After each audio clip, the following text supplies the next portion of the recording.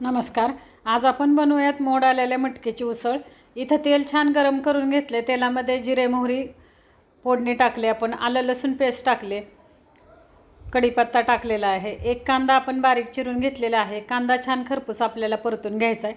कांदा लालसर परतून झाल्यावर आपण एक पिकलेलं टोमॅटो घेणार आहे. टोमॅटोसुद्धा छान बारीक चिरून परतून घ्यायचं आहे आपल्याला. आता आपण पावडर मसाले टाकूया. कलरची लाल मिरची पावडर, धने जिरे पावडर, कांदा लसूण मसाला आणि घरगुती मसाला अर्धा चमचा आपण टाकला आहे.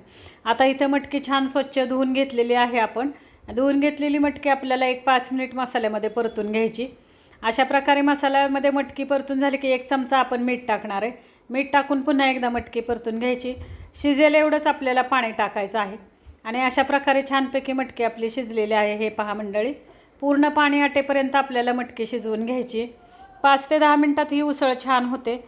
कोथिंबीर टाकून आपली छानपैकी मटकीची उसळ